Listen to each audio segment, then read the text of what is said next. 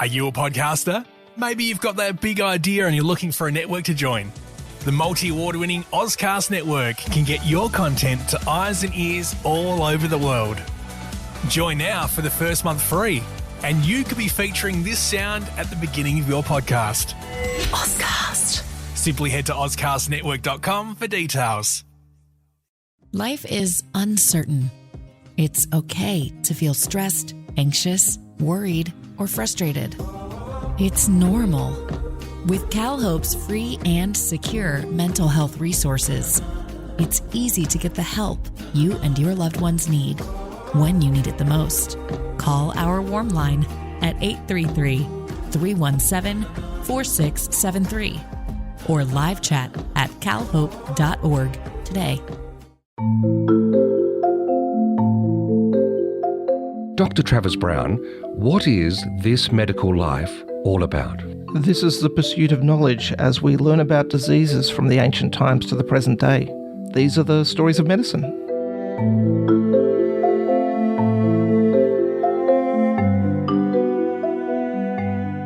Dr. Travis Brown, you have labelled this episode Liquid Gold.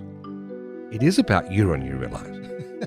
Yes, it is. And by the end of this episode, you will see why we've called it that. And you'll agree with me. I will come back to that one. We'll see. You may or may not, but...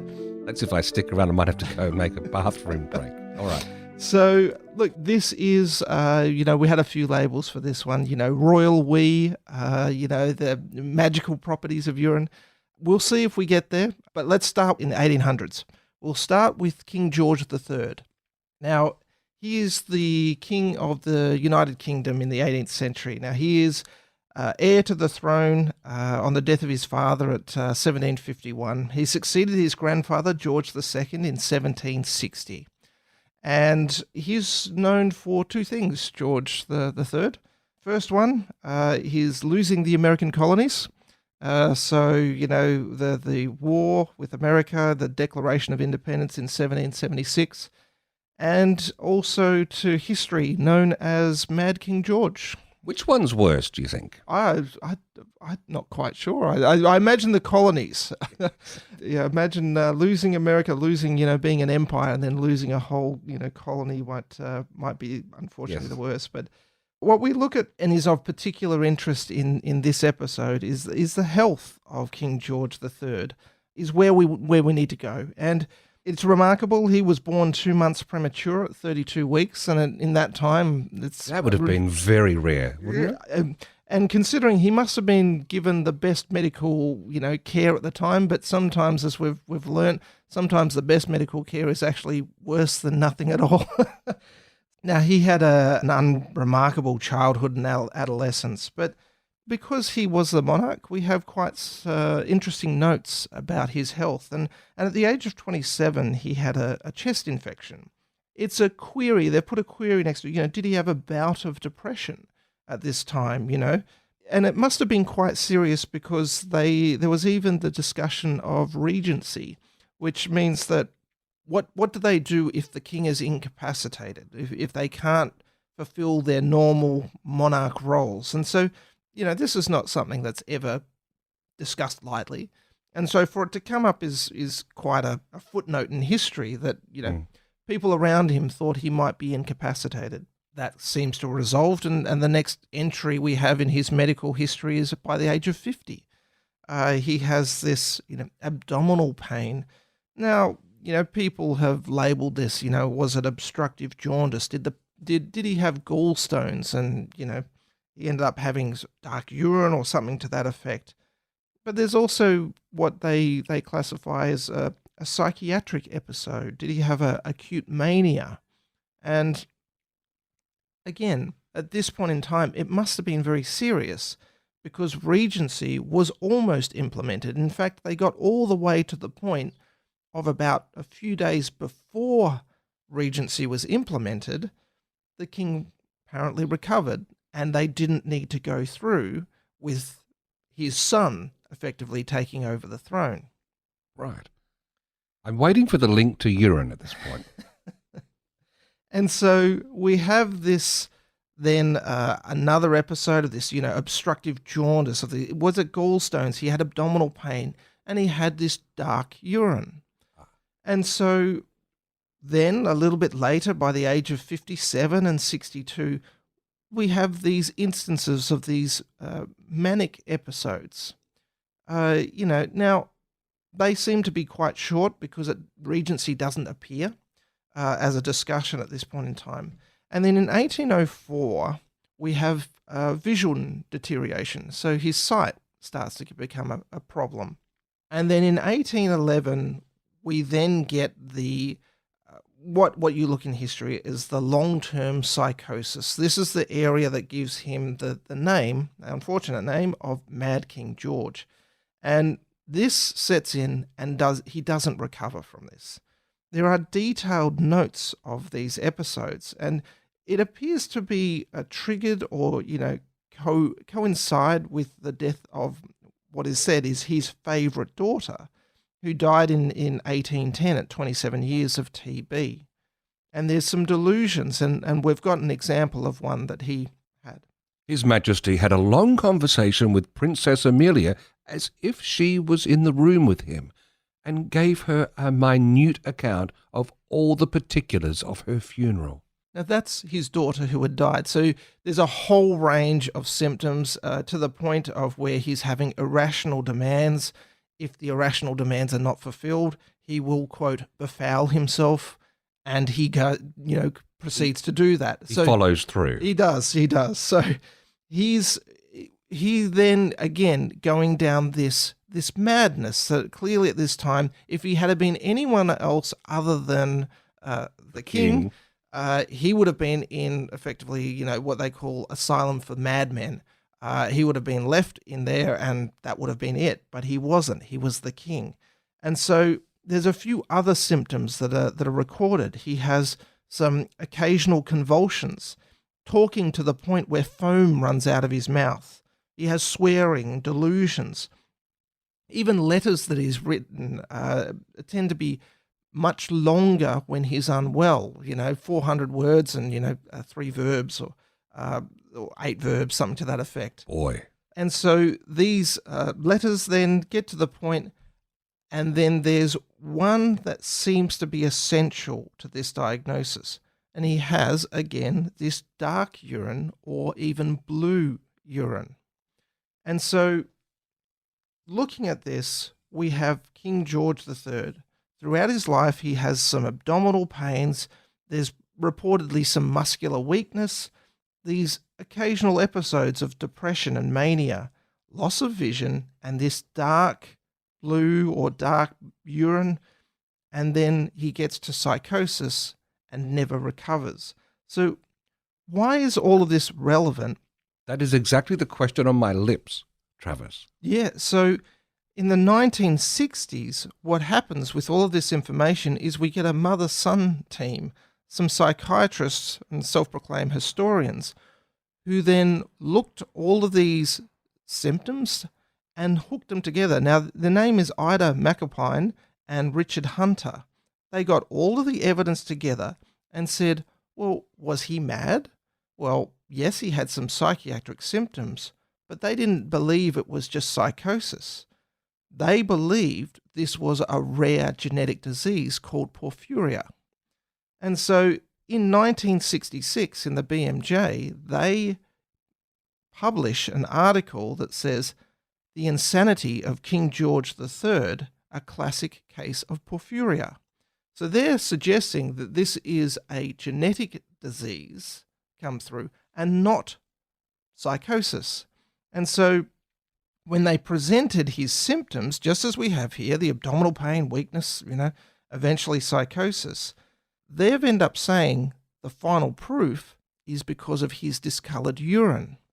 Right. And so a whole bunch of academics, renowned professors, all agreed with this and said to this day, if you search for King George III, you will find porphyria. Now, is that right? Well, let's pull it apart a little bit and see. So, porphyria is named after the Greek word purple, and it's an error in the production of heme. Now, heme is the oxygen transporter in hemoglobin in red blood cells. And so to produce heme is an 8-step assembly line. And so each step requires an enzyme. And if you get an error in any of those enzymes, it's a disease we classify as porphyria. The products of porphyria, if you have an error, will build up and they become toxic. And if they become toxic, they get excreted everywhere, like in feces and urine, and can provide what they call a port wine color urine. And so the symptoms of this disease include neuropathic abdominal pain, peripheral neuropathy such as weakness, and then what they say, neuropsychotic episodes. So mental instability, insomnia, hallucinations, seizures. Otherwise, you get muscle weakness and dark urine.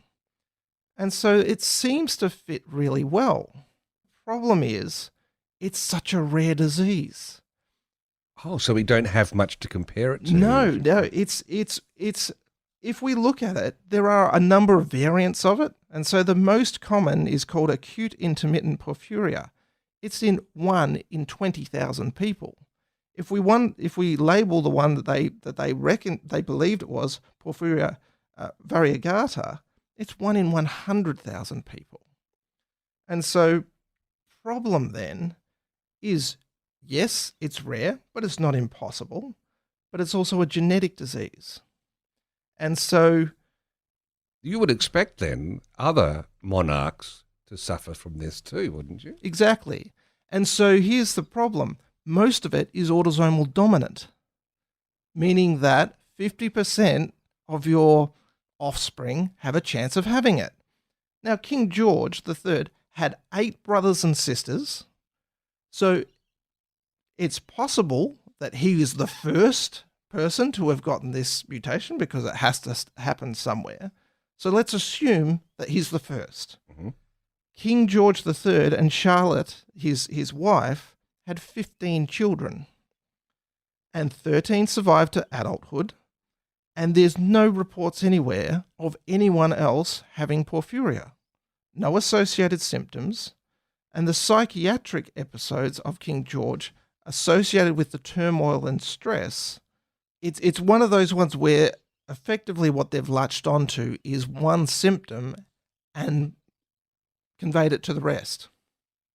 Wow, because you said it's rare, but 1 in 20,000 or 100, that's not completely rare enough to say very unlikely to happen. That's right. And there's one other fact that appears to be discarded in their research, is that a few days before King George III had the blue urine, he was given something called gentian, which is a deep blue flower that is used as a medicine back then. It's even used as a tonic these days, and I believe it can change your urine a different color. Oh, I have to get some later and we'll find out. And so if we look at this in conclusion, do we look at it and say, okay, did George III have something like garden variety gallstones and obstructive jaundice, cataracts for his blindness, and then psychosis with a background of depression and acute mania episodes, which again, that seems believable. And if you apply Occam's razor here, when you look for the suggestion that seems to be simplest with the least amount of construction being brought along, is that where you sit? Yeah, and then, or does he have a rare genetic disease? He was the first out of all of his siblings to have it. He didn't pass it on to any of his children despite it being autosomal dominant, and we don't have evidence of it today. Wow, all right. Well, that's the end of the first part of this episode. We might call it the number 1.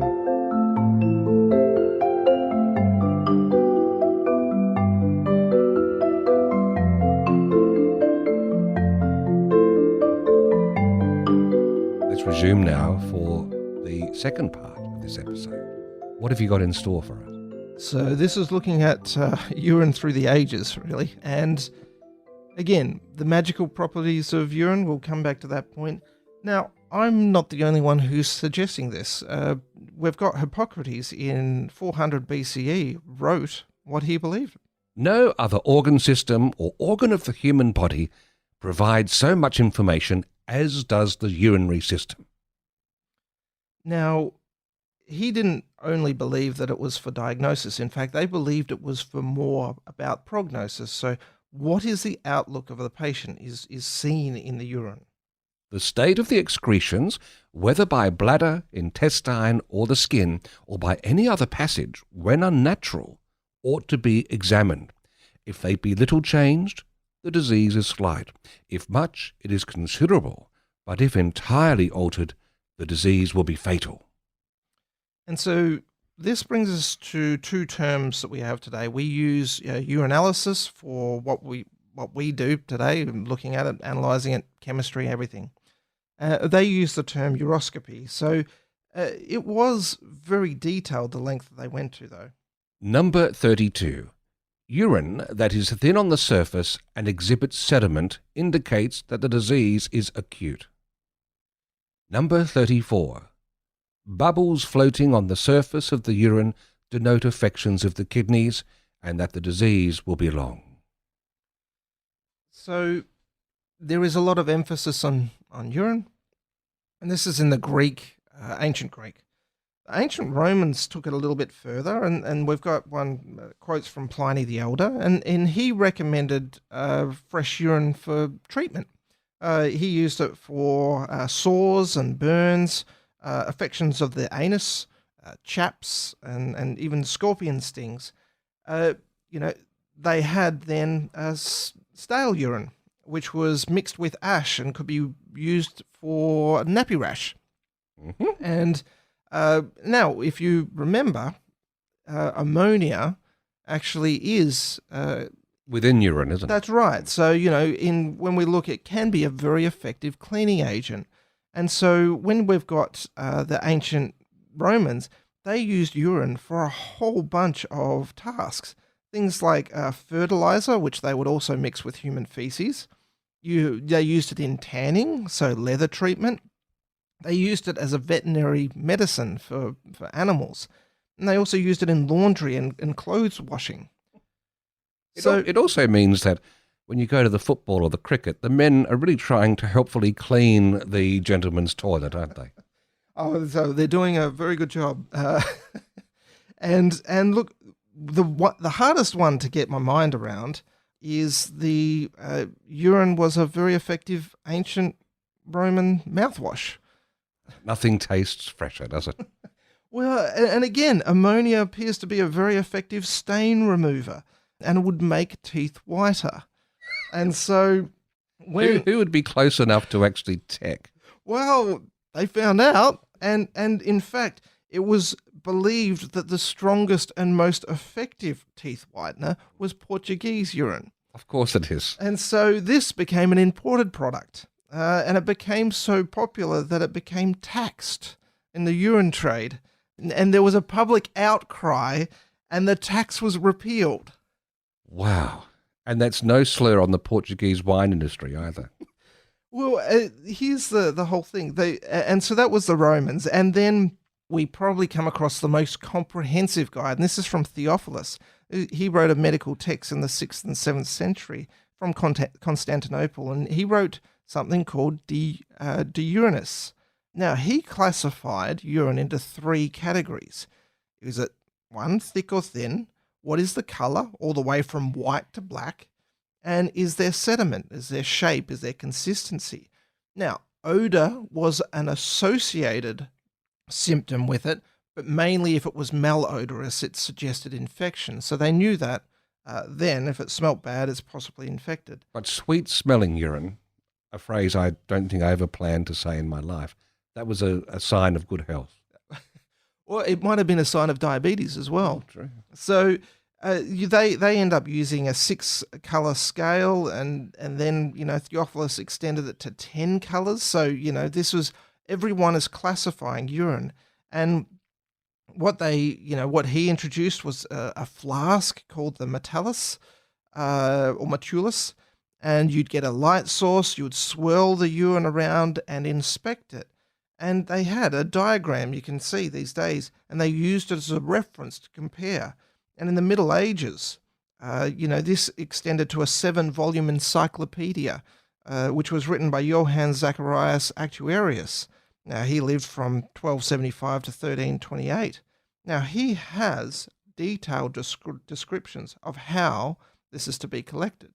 The urine should be collected in a large, transparent and clean bottle, possibly having the form of a bladder. The receptacle needs to have a content large enough to contain the urine of 24 hours. The urine also needs to be protected against heat, cold and sunlight. And so Theophilus's teachings were also endorsed at that time, and they have a whole bunch of associated findings. First one was, is it muddied with sediment? A large quantity of urine darkened by a black cloudiness and muddied with sediment, if produced on a critical day of an illness and accompanied by poor hearing and insomnia, portends a flux of blood from the nose. Depending on whether the other signs are ominous or favourable, the patient will die or recover. Yeah. Not overly conclusive, though, is it? That is hedging your bets. This is the best thing they had. So, it's either that or nothing, I guess. Seems like there are 7 volumes of prevarication. Well, here's the next one. If the urine was white in colour. Thin urine, white in colour, is a sign of spleen, dropsy, intoxication, nephritis, delirium, diabetes, rheumatism, black bile, epilepsy, dizziness, chill of liver, or, with a bilious fever, death. In the old, it is a sign of debility or childishness. In those suffering in the neck or shoulders, of lipothamia. In women, it is a sign of a number of complaints of the womb, and it also signifies hemorrhoids and condylomata. So, pretty broad. That is. And the final example is if urine is wine-coloured. A very limited quantity of urine, passed with difficulty, livid and oily, foreshadows death. Urine tinged green indicates jaundice, spasm, severe fever, and finally death. Now, this even went through to the day of Shakespeare. This was true. Falstaff. Sirrah, you giant, what says the doctor to my water? Page.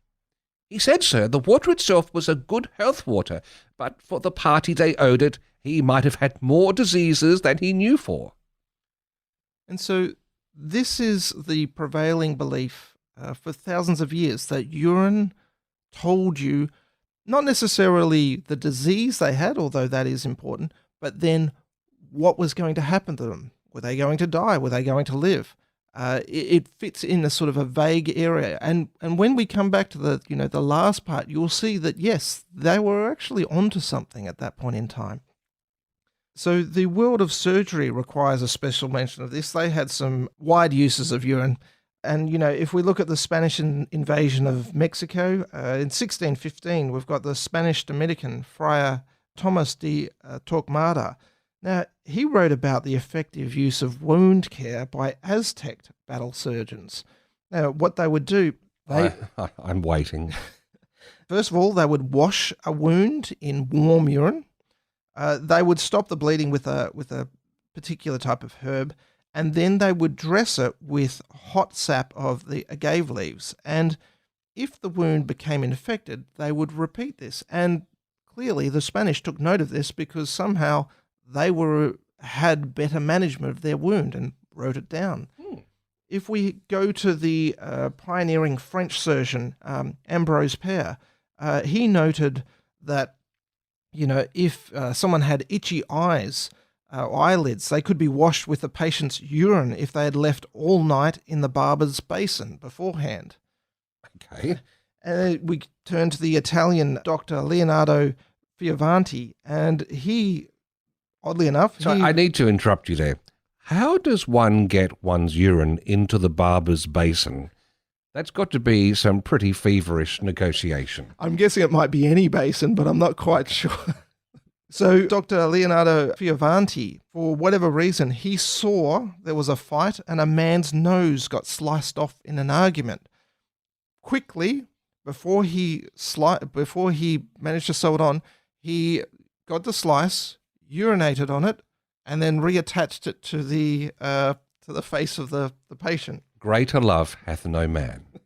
And then we have Henry VIII surgeon, Thomas Vickery.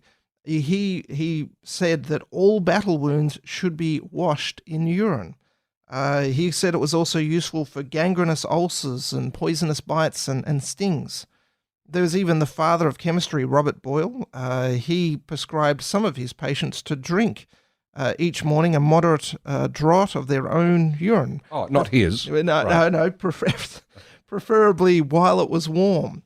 So that brings us to if we look at the Middle Ages, just an example here, which I always find just fascinating. There was a belief that camel urine made felt soft. So hats were used, so they would treat, particularly certain felts, they would actually treat with camel urine. And then form hats out of it. Oh, that's right. Use the felt to make a hat. And so if you got softer felt, then it was more desirable. Well, in France, this then became easier that people were able to use human urine. So hat makers would use their own urine to treat the felt. The interesting, though, is they found one of the hatters' felt was far superior to everyone else's. That's the French wine that he's been drinking. Oh, actually, this person had syphilis and was taking mercury, and they found that mercury was the actual factor that made the felt soft. Then all the hatters started treating everything with mercury, and so everyone got mercury poisoning for treating the felt. And that is where the term Mad Hatter, because these were getting like mercury poisoning and becoming, unfortunately, neurological symptoms, and so everything's connected. And so if we go to the Elizabethan period, we have the surgeon Willem Boleen. He said faces should be washed with strong vinegar, milk, and urine of a boy. This is then was finding uses for it in cleaning and moisturizing and cosmetics. I think he inspired Peter Greenway in some of the movies he made too. And there's a fascinating one which always gets me. There's World War I, when chlorine gas was used, but they didn't have widespread use of masks at that point in time, in the early time. And so a rudimentary gas mask soldier used urine-soaked masks that would actually inactivate the chlorine gas, because anything with water would actually inactivate it. But using urine... That's very handy, because nowadays we've all got masks with us. So should there ever be an attack like that, it's going to be very easy. There you go. You're one step ahead. You might be a pioneer in that one. And then even this, something that we think about, we almost just don't even think about it, is pregnancy tests, right? So we're very familiar with the urine pregnancy test. Now, ancient Egyptians had their own pregnancy test. So if they suspected a woman was pregnant, they would get them to urinate on barley or wheat seeds. And if it quickly sprouted, they were pregnant. The amazing thing about this has a sensitivity of about 70 to 85% being true. So it's not a bad test. No, it's given the times. Unfortunately, the Middle Ages, it turned back to mysticism and folklore. It thought a pregnant woman's urine could rust a nail, change the color of a leaf, or where they urinated would become then the house of for small living creatures. So clearly going down a very weird line. But this actually continues though, because in 1928 we have the German scientists using women's urine, and they would inject it into immature mice. And if the mouse's ovaries grew and produced eggs, then woman was pregnant. And so you actually had, in the US, they did a similar experiment with rabbits. And so they found if they got urine of a woman who was pregnant and injected it into mice or rabbits, it would stimulate the ovaries to grow, and therefore they were pregnant. But the problem was, this is pretty involved testing. Absolutely. Also, you had to kill the animal to find out if their ovaries had developed. And so it's interesting, in the 1930s in South Africa and eventually in Australia, using toads, and particularly in Australia, cane toads, they found that they didn't have to kill the animal. And if they used male cane toads, they would inject the urine into the cloaca of the cane toad. Mm-hmm. And if the woman was pregnant, the actual cane toad would produce sperm, and you would see visible changes on the cloaca of the cane toad. This became a pregnancy test that was done up until the 1960s. And so not only that, it became a whole industry because children around Cairns were instructed on how to differentiate between male and female cane toads. They would then take the male cane toads, they would get a sixpence for it, and they would send it to the CSL for pregnancy testing. Aren't they toxic? Don't you have to handle those toads with care? I'm not sure. So, but that's the whole point. And so, there is the last story that I think most listeners will be familiar with, become widespread. The jellyfish stings. Oh, yes.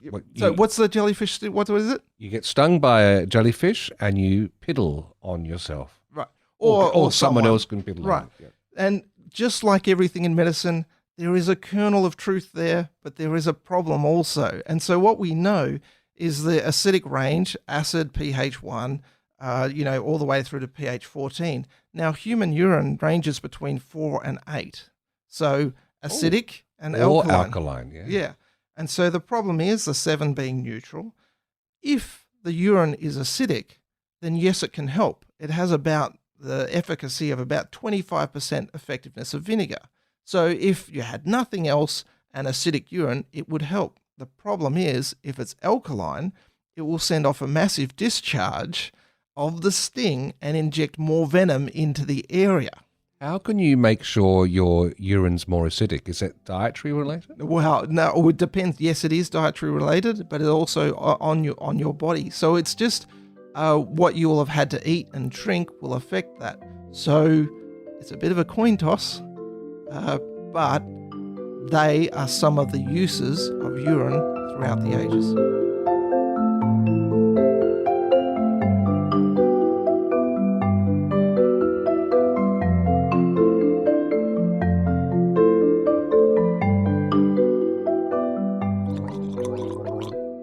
My apologies for doing that, but you've enthused me, Travis. Looking at this mirror, my teeth do look whiter all of a sudden. And what does this smell like? No. Beautiful fresh breath, isn't it? I think you might have your own. Well, I've got my social distancing sorted. Okay, here's the final part of this wonderful episode. So this is now just looking at what do we know about urine. And so I'm just going to go through each part. And, yes, is this modern liquid gold? And first thing we can know, yes, is there an infection? We look at urine, you've got bacterial colonies, you can grow it. There's white blood cells. We know if an infection's happening at this. Urinary tract infections, you can tell if someone has infections, urethritis, cystitis, pyelonephritis, prostatitis. We know that Escherichia coli causes about 90% of urinary tract infections. So this is when we talk about midstream urine. So, the part that you take, go to the toilet, discard the first part, take the sample, because we're worried about what's in the bladder. And that's the midstream urine. If we do, we can identify sexually transmitted diseases, things like Neisseria gonorrhea, chlamydia trachomatis. We worry about, again, the first part of the urine test. And the reason is because, if people go to sleep at night, the organisms are multiplying. You will get the most organisms in the first part of the urine in the morning wee. There you go. So this is why that part matters on what we're testing. So which is the best one to gargle with? The second? Probably neither that are infected, so avoid that one. So they're the infections. We can tell if you've got kidney disease. So if you've got protein in your urine, and that's why, Hippocrates was talking about those protein bubbles, if something's floating, that's talking about proteinuria. If you've got too much proteinuria, then that shows your kidneys are affected, and kidneys regulate body fluid, incredibly important. And so, we know now about nephritic and nephrotic syndrome. It puts it into classifications. We know about glomerulonephritis. And all of these are important, and urine is really useful to analyze. You can have, kidney failure, and we talk about, creatinine and urea, acute and chronic renal failure. So if someone is getting, let's use diabetes as an example, getting too much glucose on it damages it, we know that your kidneys are getting diseased by how damaged they're getting through urine. 24-hour urine you can, collect, and we analyze how much protein's there. Again, pregnancy, yes, people are very familiar with the urinary, dipsticks. Yes. We identified the hormone that is relevant there, beta-HCG, very sensitive, very specific tests, and we can identify that within a few weeks of being, someone being pregnant, within a few seconds. Diabetes, if you've got glucose in there, things like, again, what we mentioned, porphyria. You can do PBG testing, a certain... Is that peanut butter and jelly? No, it's one called porphyria bilinogen. And now, it's a very rare condition, very rare disease, so we don't routinely test it, but you can find these in it to confirm the disease. We can look at just the chemistry. What's the sodium? What's the chloride? What's the pH? What's the calcium? And again, loss of ions is important because that will tell us about your condition and your state. If you've got hematuria, or if you've got casts of red blood cells, this can be indicative of, kidney disease or infection. If you've got crystals, urate crystals, oxalate or phosphate, again, these are all diseases, or these are all indications of someone's health. If you have a kidney stone, we know that 60%, 60 to 70% calcium oxalate. If we go down 8% urate, what does this tell us? Well, we know 1 in 5 patients with gout will have uric acid stones. And so if you have a stone that's uric acid, you're probably either prone to or have had gout. And so other ones, such as drugs, we can tell if drugs are in your system. The one that's used the most often are illicit drugs. So, amphetamines, benzodiazepines, cannabis, cocaine, opiates. If you've had that in the past 24, 48 hours, we can see the metabolites or the drugs in your urine and detect it. And then we get to, pigmented. So when they're talking about those scales, if it's red, if it's orange, if it's red, we know there's hematuria there. Or there's something called beetroot or beeturia. So if you've eaten beetroot and it's gone red, it's called beeturia.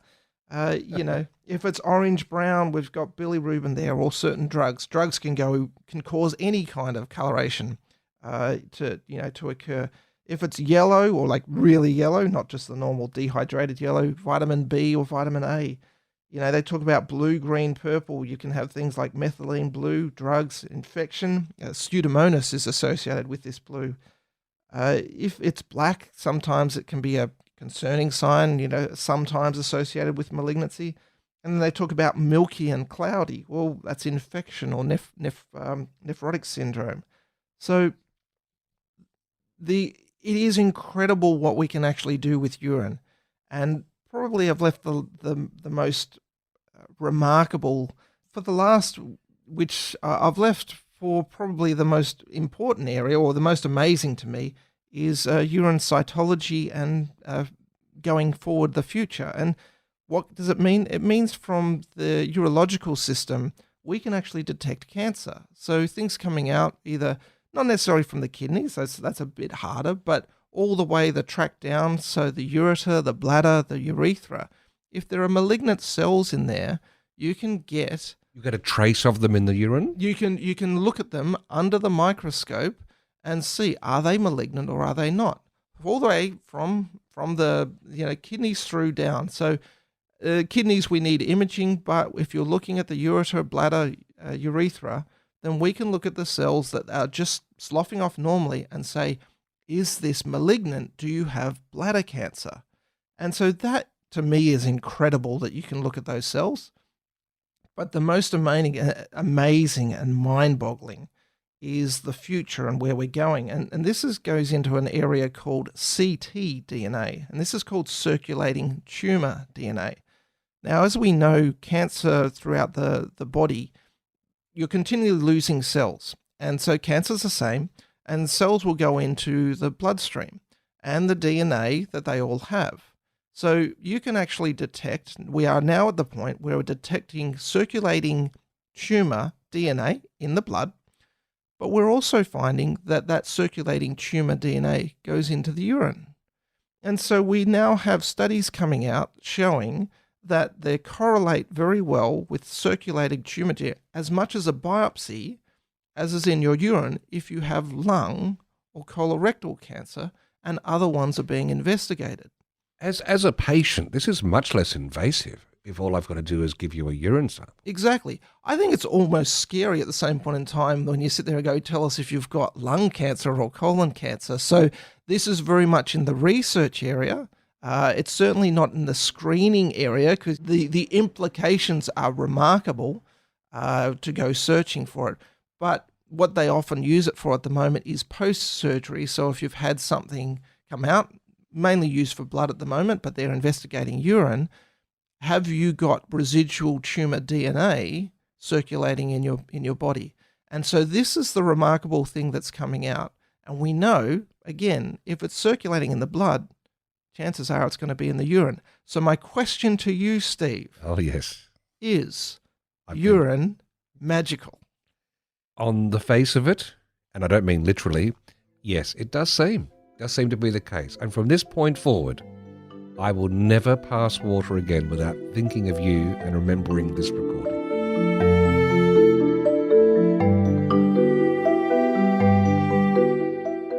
This Medical Life is recorded in the Talked About Marketing Studios in Adelaide. For show notes and more information about the podcast, visit thismedicallife.com.au. You can contact the hosts via Twitter. Dr. Travis Brown is at Dr. Travis Brown. That's DR for doctor. And Steve Davis is at Steve Davis. Editing and production is by Tim Whiffen. Design is by Tom Buzenjut. This has been a Pathnotes Proprietary Limited production.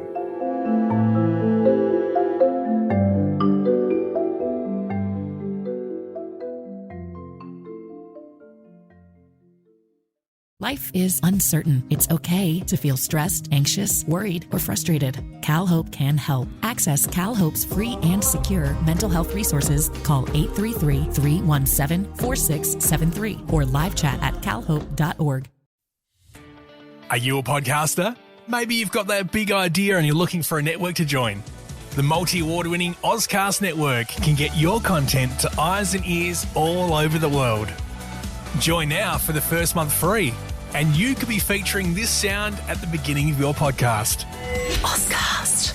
Simply head to ozcastnetwork.com for details.